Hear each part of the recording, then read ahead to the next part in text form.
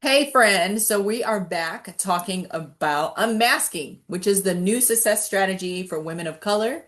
And I'm here with my friend Lucy. We're doing a mini podcast series. Who knows what this becomes, whatever the universe has for it. But for now, we both feel very passionate about addressing our sisters and brothers in the And cause, babe, our allies and babes and we are talking about episode 2, designing and becoming.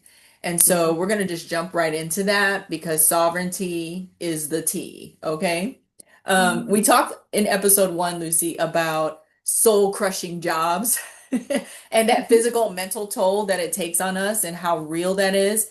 What's one non-negotiable resilience ritual that you do? Is something that kind of works on your nervous system practices or some habits that micro habits that you have put into your life, into your structure to stay strong and liberate yourself from the burnout?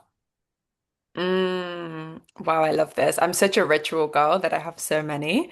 But for me, I'm big into journaling and journaling, like, not in the sense of like, oh, this is what I did today, like, this was my day, da, da, da, but like allowing things to flow, like, as a channel. So I think whatever that is for you, like, I always find that it's so different for each person, like, depending on their essence.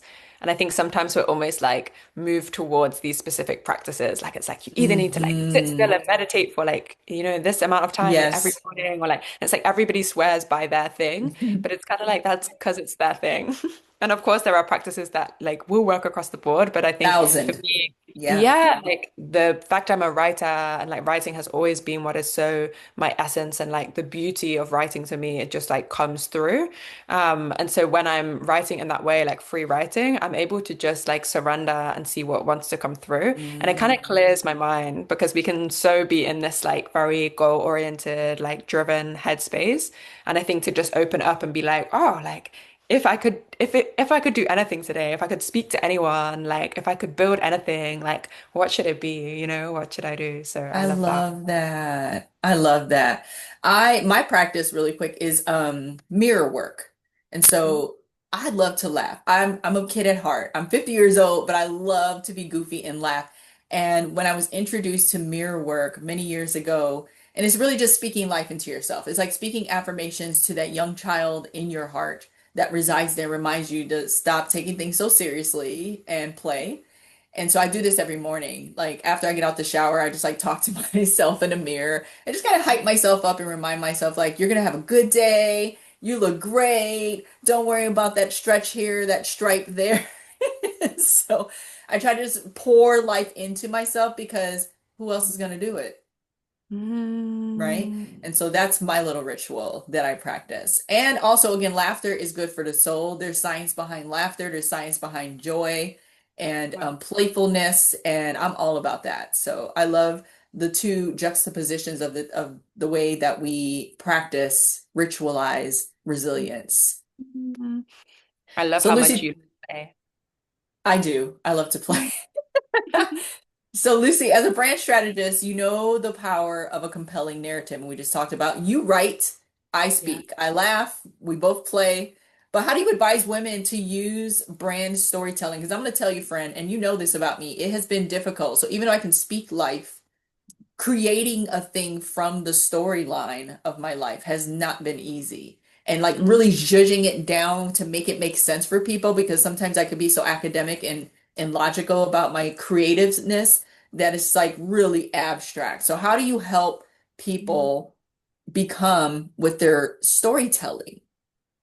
Wow. It's beautiful because for me, brand, when it's truly authentic, like when it's grounded in purpose, becomes the place where you as yourself, like meets the community, right? Because it's like a brand, firstly, it won't work if it's inauthentic and it's like a performance and it's not true to who you are. But also, it won't work if you're truly not serving the community. Like, if it's Right. only about you, if it's only about like Right. what you like, what you care about, it's like everyone's like, that's cool, but like Like, okay. we don't need it. We don't need it. It's okay. And so like there's this beautiful Yes. cross section where it's like you go into that like radical authenticity and you connect with, okay, what is trying to come through me? Like what is it that I'm here to do? What is it that I'm here to build? And there are so many beautiful like iterations of this. And then it's like meeting like with that feeling of like, who am I giving this to? Like who is it Mm-hmm. for? What language will speak to them? What language will reach them? Because sometimes also what we get caught in is we get like very caught in like the landscape that we're in. So I used Mm-hmm. to do this a lot where it's just like you're surrounded by particular corporations or like particular processes or like ways of doing things. And you start to kind of speak like that. Like you Yeah. speak corporate, you speak professional, Yes. Oh my gosh, or you're like yes.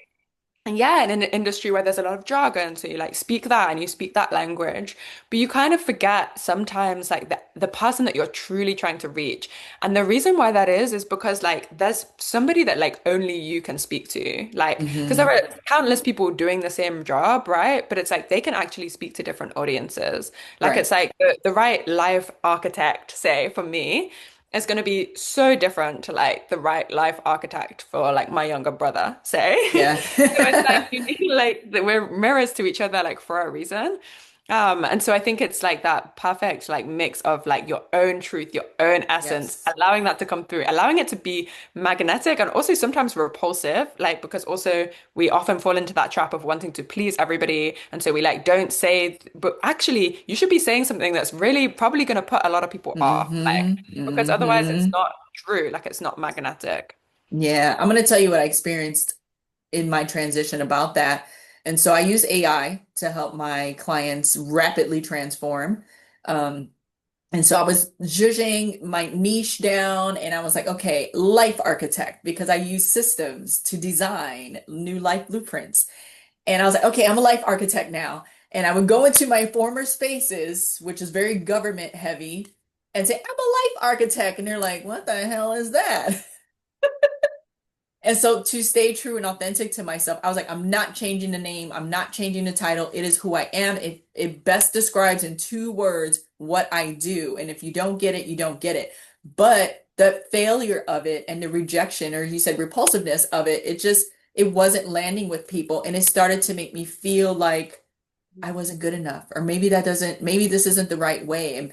And someone told me recently, you should just call yourself a life coach because everybody's familiar with that. I was like, I'm not just a life coach. And so we're Mhm. going to experience that struggle, ladies. We're going to experience that struggle where you want to stay true to yourself and who you're becoming, and Mhm. that little space in between of people pleasing where you want people to understand what you're trying to say, but maybe that's not the audience for It's it. this, right? Because then when I land on your page and I see Life Architect, I'm like, well, like it's so like whizzy, it's exciting. It's like, oh my Yes. God, like who is this? And it's the Yeah. same thing. Like when I was first doing Secret Language and I was like, okay, new world, and like we're building this new world and it's radical and like even radical brand Hmm. strategists. I really had that sense of, well, everybody in corporate brand strategy is going to be like, what are you talking about? Like, like Yes. but then actually if I'm speaking to people who are doing really like disruptive new world stuff, they're like, oh, like this is cool. What Got does this mean? it. So Yeah. it's like, yeah, you really have to move towards what you actually want to attract and have the trust that that will take Yes. time, but it will come. Oh, yeah. Definitely that. Definitely that. Beautiful. So you and I met on LinkedIn. So like when I landed on your page on LinkedIn and I felt that excitement. And I feel like we've often kind of reflected on the intergenerational magic of our connection as well. Yeah. Like it's Yeah. almost like I think we actually used the words kindred spirit when we were like connecting. Yes. Because often that can feel like a barrier, right? Like generation, Mhm. geography, like where you're living, the generation you're part of, like all of these things.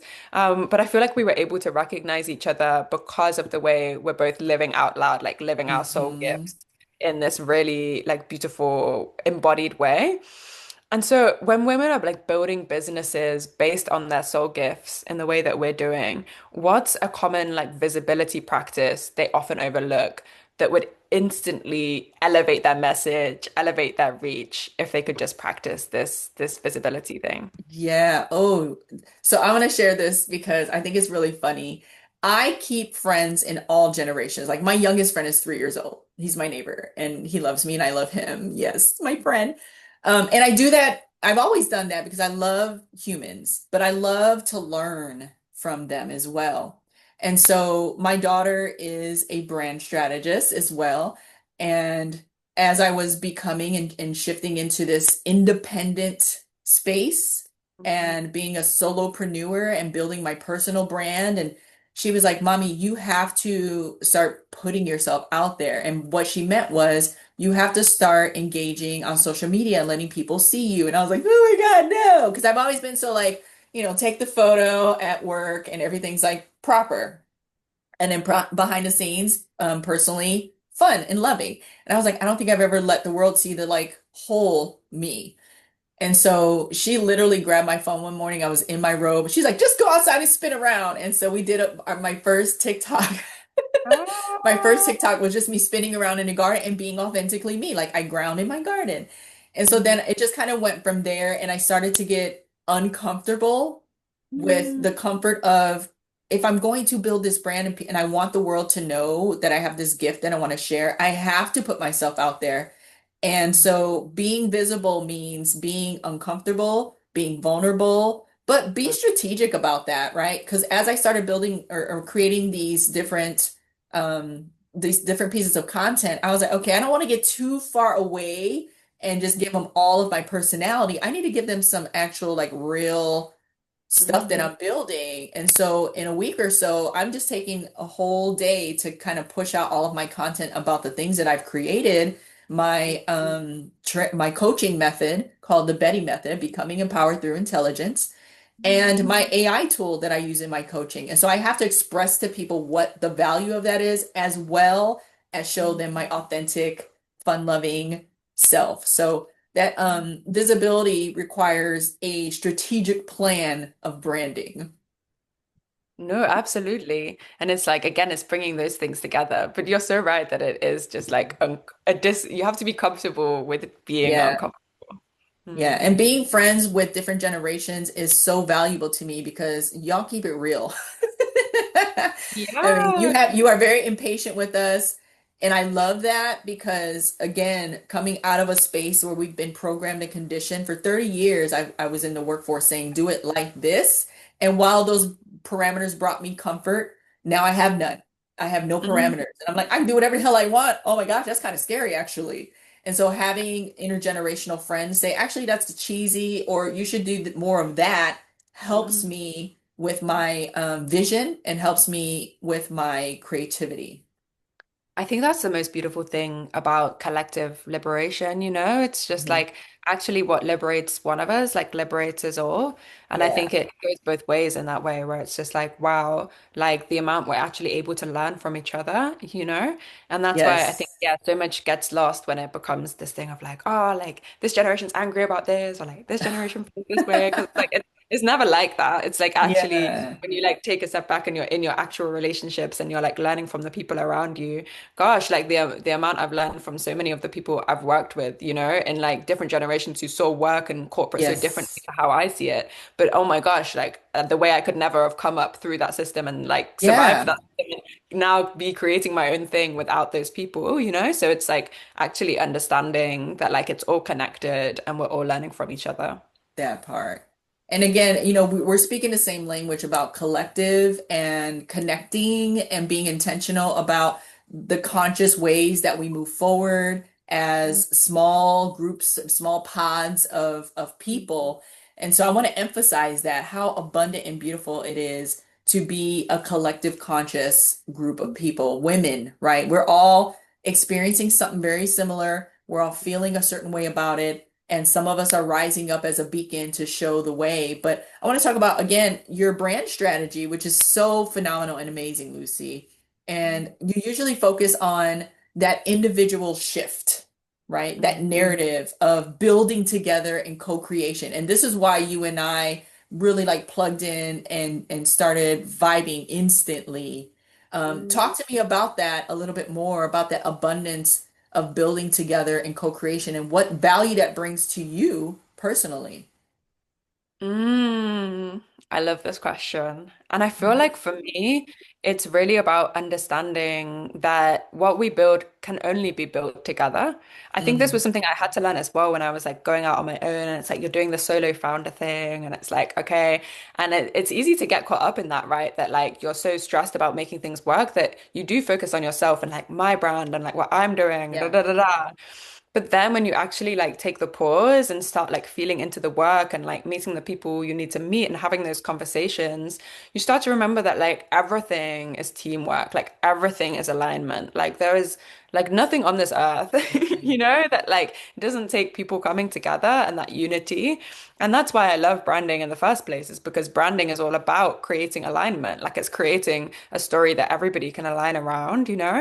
And what actually shifted for me was starting to feel towards like what am I personally being called to do. So even my heritage, like I'm British, I'm also Zimbabwean, and so like having that mixed heritage and also those like mixed histories, I feel like being able to see the work that I've done over the past like 10 years, in the UK, the US, like all of these almost Western kind of colonial states in a lot of ways, and how so much of that wealth has like come from exploiting like other parts of the world. And then kind of like shifting to also look at like the incredible innovation in Africa and just like how many yeah, incredible businesses and startups and like the business yes, development that's happening on the continent, which is just like another level. And then starting to like really think like actually like how can I plug in here? Like what can people teach me? What can I learn from people? And so I think again it's like that mindset of like rather than in my fear state, right? It was really in the UK, like in London, like, oh, like everything is so expensive. I need to be able to like rent my own flat. I need to be able to do these things. And so if I yeah, need to do that, I need to like climb the corporate ladder. And it's like you're very isolated. Like you're in your yeah, own thing. You're like in your own, and everything seems like, okay, it needs to happen in this kind of box. And then when you mm, liberate yourself from that box, like I would never have even imagined 2 years ago, like, oh, like now I'm like, starting to work with businesses in Zimbabwe, is like having conversations with founders there, like spending time there so that I can build business. Like 2 years ago, I couldn't have even like conceptualized that being my path. And so I think when you start to like actually move back into connection with people and that like kind of collectivist mindset, you start to yeah. see where your skills are actually useful. Oh, I love the concept of collectiveness and connecting and looking at the opportunities and the possibilities that, Mm. again, like to your point, like beyond reach. 2 years ago, I would never have imagined I'd be sitting here talking to you, having this experience, having to build a business, finding my language and my brand, and all the things that have happened in a short amount of time. Because really, this started for me back in March 2025, or really Mm. April. No, I'll say May. Now I'm counting. That's the thing, the Blame it timeline's on crazy, the right? Like timeline's both of us, crazy. we started this year, like not even the start of Months this year, ago. like mid this Months year. ago. Like that's Yeah. insane. Like imagine. And it's Months like ago. yeah, like I just wow, it's And I get beautiful. goosebumps about it because literally I had back surgery in March. So I was on my back in April. By May, I got up and I was like, let's go. Let's just do it. Let's just do it. Let's create. Let's finally live in the space of creativity. You've done the things, you've got all the accolades, you've checked all the boxes. Just go play now.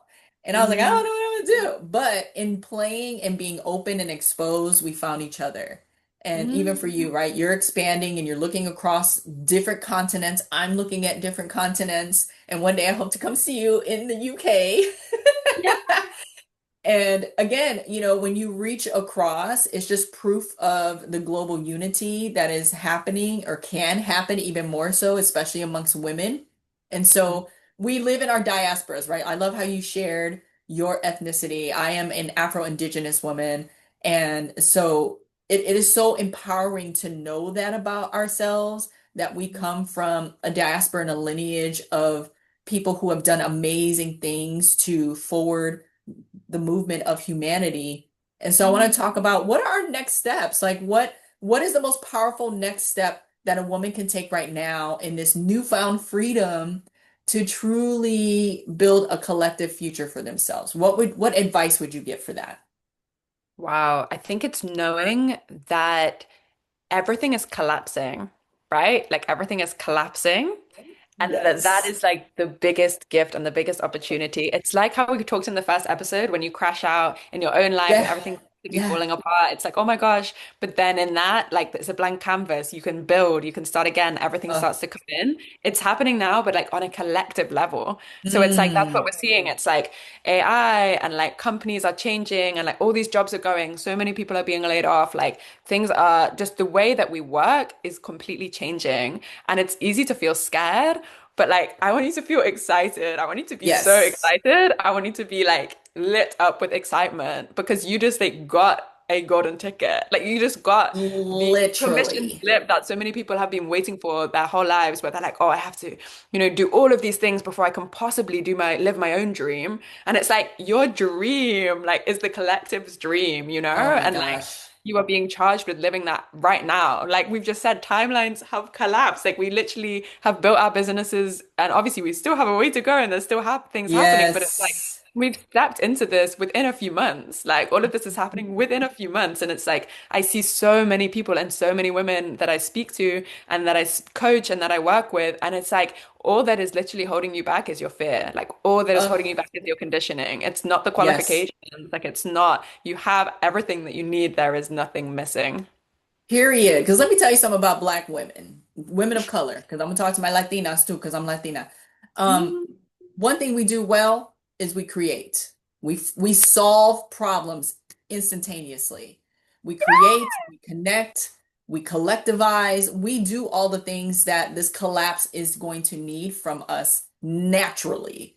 And so I want to circle in on the power of the circle because I've been feeling really passionate. I've been getting these downloads about sister circles and just small collectives of women sharing their gifts and talents, bartering with each other. Like I said to you, like if you need to borrow a cup of sugar, I can give you a cup of sugar, but you can't shop in my pantry. Like I gotta eat too. And so I just want to lean into that and encourage women wherever you are in this space of transition. And I love how you said collapse because that could sound so terrifying. But we clean up messes very well. And not that we want to, but we can get organized really quickly, really well. So for those who are listening in our mini series here, Unmasking, I just want to remind you like the circle is a sacred symbol. It is an unbreakable symbol. Find your sister circle, find the women, whether you know them or not, reach across the pond like we did and circle up and share space with each other, share insights, share resources, share talent, share. We can afford to share things. That's how we empower and expand the circle and rebuild whatever this thing needs to be, whatever this new world needs to be. And to me, the new world resides internally. It's like how you vision the world that is around you. You know, me and Lucy are here giggling and kikiing. That this might not be funny to folks, right? There are people that are really struggling, and I want to honor that. Like, shit is not funny right now. I get that. However, I have found my peace and my joy. I am finding friends across the pond. And so I just want to remind folks like when you circle up with folks, you become even more empowered.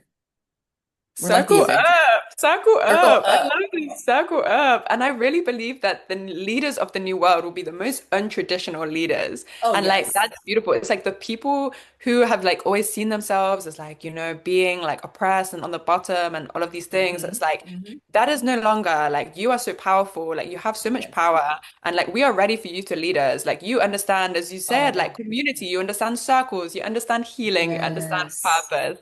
And it's like all of these things are like the deeply important things to this next era. So stand up, circle up, get Heck ready. yeah. Circle up. Yeah. Don't squabble up. Circle Yeah, up. circle, circle up. But listen, some folks might need to do that too, but that's a whole nother conversation. Anyway, this Wow. has been a conversation about unmasking and becoming who you truly were designed to be. Lucy and I are here to support you. We have our individual businesses, but I know there is a number of other dynamic women out there who are doing the things. So reach out to us. Let's have a conversation. Let's talk about it, sis. All right, I want to close this again just with a beautiful centering and coming back into yourself, into the feelings of your heart intelligence so you can have more of a vision. So Lucy, close us out, friend. Beautiful. So now we're going to move into this meditation, and today's is called Unmasking is Becoming. So take a breath wherever you are. We're just going to bring in all of this energy that we just generated in this conversation. I can still feel it. I'm still buzzing. Just bring it all in and take a breath. If you're sitting in your car, maybe you're walking home, maybe you're just holding your phone, but pause and let your shoulders drop and let your breath remind you that you're safe to be here now, that we're with you, you're with us, you're part of our little circle here. It's a little circle, but it's a big circle too. There's so many of us who feel the way we do, and we are unlearning the performance of survival. And we're remembering the sound of our own voices. How long has it been since you heard the sound of your own voice? You can even make sound if you want to as you listen to my voice, but it's time to remember yours, the rhythm of your true self. Unmasked, unapologetic. You're not behind. You've never been behind. You're not broken. You're becoming. Divine timing and real time. You're becoming. There's no rush. You're right where you need to be. And so may you have the courage to choose softness. Where the world trained you to be hard, to harden, may you have faith to trust the unfolding of life, even when it feels uncertain, even when you can't see what's ahead, even when you want to cling on to control. May you trust the unfolding, and may every mask that you lay down reveal another layer of your magic, your power, your peace, and your purpose. I feel it all now. I feel your presence with us. So take one more breath and let it just anchor you in this truth that you are already enough. You are already free. And you will free so many people when you take off your mask and settle in the truth of who you are. So, Amen. I say, so it is. Thank you, my sister. Thank you for this beautiful conversation.